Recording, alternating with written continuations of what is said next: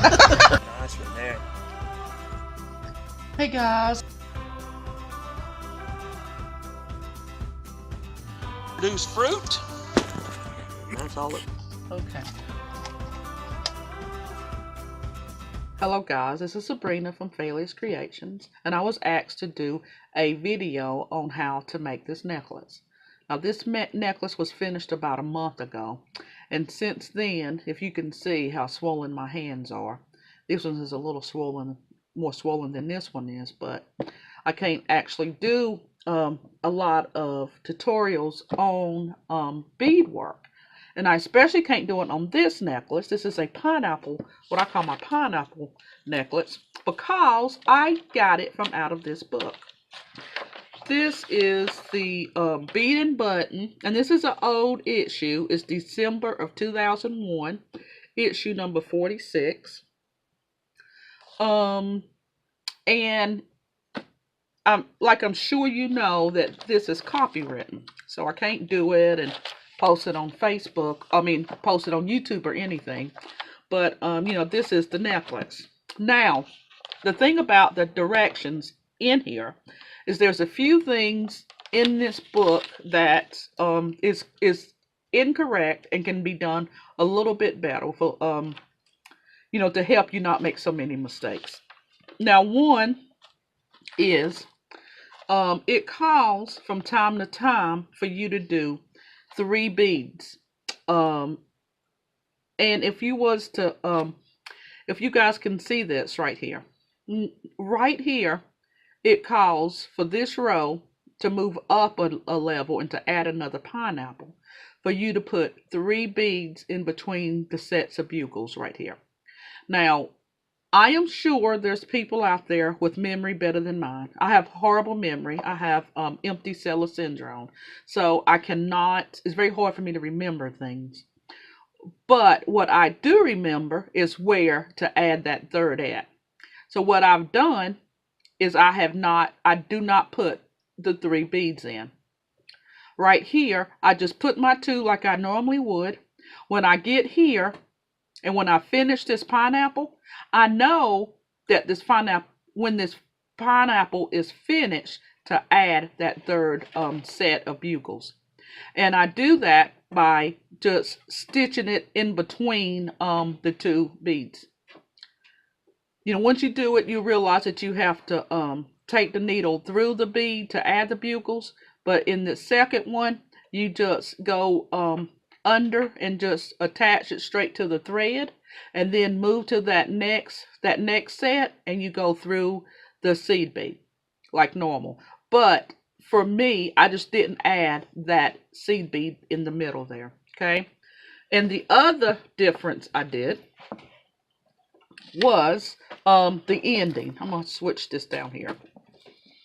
Right here at the end, I don't know, something about the way it flows that these kind of went out to the side a little bit, and I thought it'd be nice to just take it down to a point. This doesn't quite show that. It shows, on both sides here, another dangle, and I don't know, just because it's me, I didn't want to do that. And if you look here, it will show you, let me see, on page 76 on number A. Nope, sorry. On 76 on number on F. On F here. Right here, when you start down here at the middle, it shows you right here to go on and add the 2. Add 2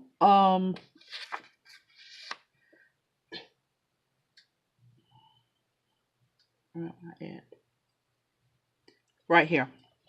When you're right here at this step where these 2 seed beads is, I'll go in and add another set of bugle beads and 2 seed beads.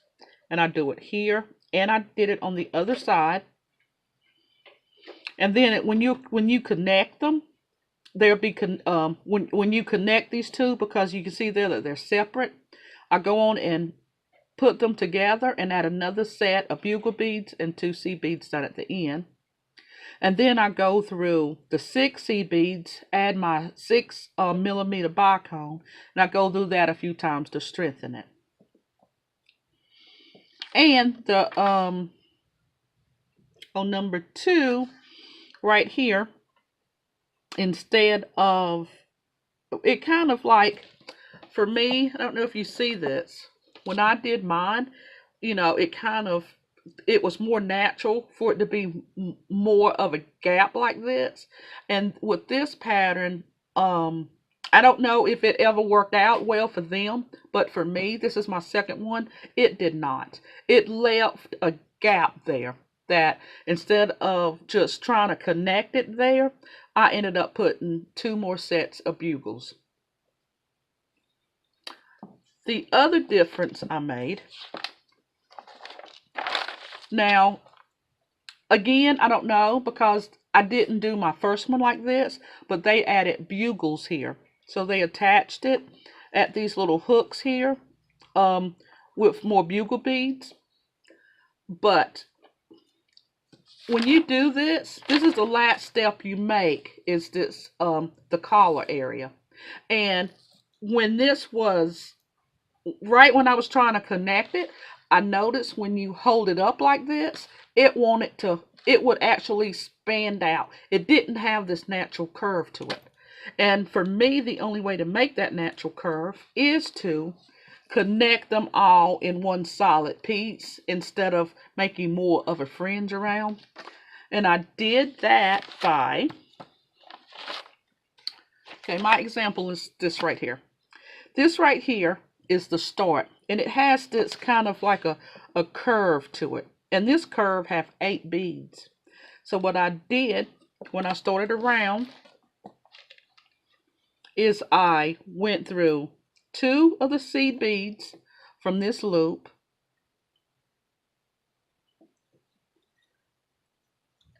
I went through 2 of the seed beads from this loop, starting out on the end. Then I went through the 3. And then I didn't go in the last 2 that connected with the set of bugle beads.